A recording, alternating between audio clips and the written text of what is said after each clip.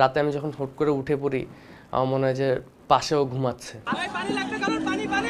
পুরা বেড খালি, তাও আমি এইটুক পর্যন্তই থাকি, মাঝখান পর্যন্ত, এর বাইরে যাই না। খুলনা থেকে আসতো ছুটিতে, এসে নিচে যখন ওর বাইকটা দেখতাম, আমার তখন অনেক ভাল লাগতো যে আসছে, আমার ভাই আসছে।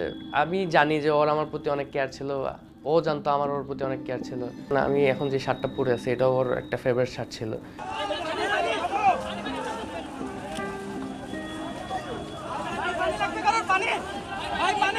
মীর মাহফুজুর রহমান মুগ্ধ 18 জুলাই কোটা সংস্কার আন্দোলন ঘিরে উত্তরার আজমপুরে সংঘর্ষে গুলিবিদ্ধ হয়ে মারা যান। 2023 সালে খুলনা বিশ্ববিদ্যালয় থেকে গণিতে স্নাতক শেষ করে ঢাকায় ভর্তি হয়েছিলেন বাংলাদেশ ইউনিভার্সিটি অব প্রফেশনালসে, করছিলেন প্রফেশনাল MBA। পড়াশোনার পাশাপাশি ফ্রিল্যান্সিংয়ে বেশ ভালো আয় হতো মুগ্ধর। সব বায়ার হাইলি স্যাটিসফাইড আর কি। আর ওর যেই কন্ডিশন যে অলরেডি মোর দেন 1000 হচ্ছে রিভিউজ, তো এটা ওর একটা টার্গেট ছিল এবং ওটা নিয়ে খুব আমাদের সাথে ফ্লেক্স নিত। দেখছো, দেখতে ভালো লাগতেছে না, 1000 রিভিউ, 5 স্টার সব। ওর কখনো ইচ্ছে ছিল না সরকারি চাকরির প্রতি।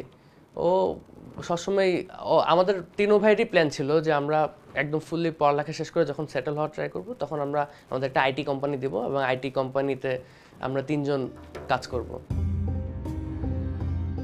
মুগ্ধর মৃত্যুর পর ফ্রিল্যান্সারদের বৈশ্বিক প্ল্যাটফর্ম ফাইবার তাদের অফিসিয়াল ফেসবুক পেজে শোক প্রকাশ করেছে।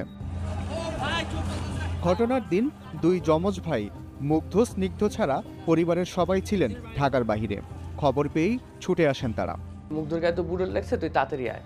কোনো কান্নাকাটি না, কোনো কিছু না। আমি মনে করছি যে হয়তো বা রাবার বুলেট লাগছে। 5 মিনিট আমি ওর কাছেও যাইনি, আমি বেডের পাশেই বসে আছি যে ডাক্তার আসলে ডাক্তারকে জিজ্ঞাসা করবো এখন কী অবস্থা।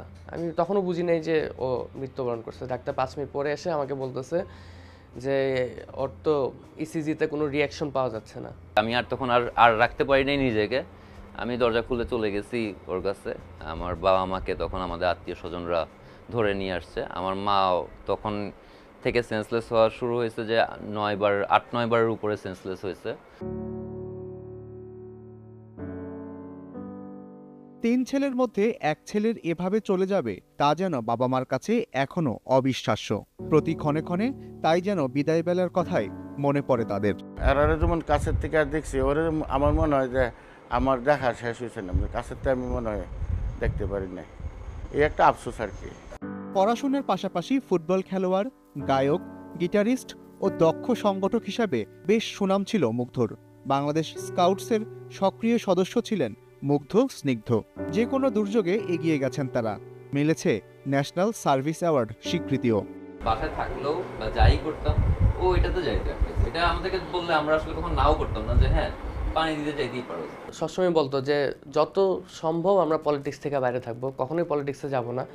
মোটরসাইকেলের প্রতি আলাদা ঝোঁক ছিল মুগ্ধর। চেয়েছিলেন দেশের 64 জেলার সার্কিট হাউসের সামনে ছবি তুলতে, কিন্তু তার সেই ইচ্ছা যেন অপূর্ণই থেকে গেল। আমরা তিনো ভাই আসলে খুব ঘোরাঘুরিটা খুব পছন্দ করি। আমাদের তিনো ভাইয়েরই বাইক আছে, আমরা তিনো ভাই বাইক নিয়ে একসাথে ঘুরতে যাই। আমার ওয়াইফ সহই ঘুরতে যাই। আমরা কাপ্তাই, রাঙামাটি বাইক নিয়ে ঘুরে আসছি, কিশোরগঞ্জ, মিঠামইন, এরকম বিভিন্ন জায়গায়, শ্রীমঙ্গল। মুগ্ধর চলে যাওয়ায় নিজের অর্ধেক হারিয়ে ফেলেছে তার যমজ ভাই স্নিগ্ধ। থাকার ঘর জুড়ে সবখানেই যেন মুগ্ধরই স্মৃতি। বিষয়টা মেনে নিতে হবে, কিন্তু আমি সারা জীবন এটার জন্য আমার আফসোস থেকে যাবে যে আজকে মুগ্ধ এই জায়গায় থাকলে আমার এটা বলতো। প্রমাণ সাপেক্ষে এই হত্যার বিচার চায় মুগ্ধর পরিবার। তবে তার জন্য নিরপরাধ কেউ যেন সাজা না পায় সেদিকেও লক্ষ্য রাখতে বলেছেন তারা। এস আল আরেফিন, প্রথম আলো।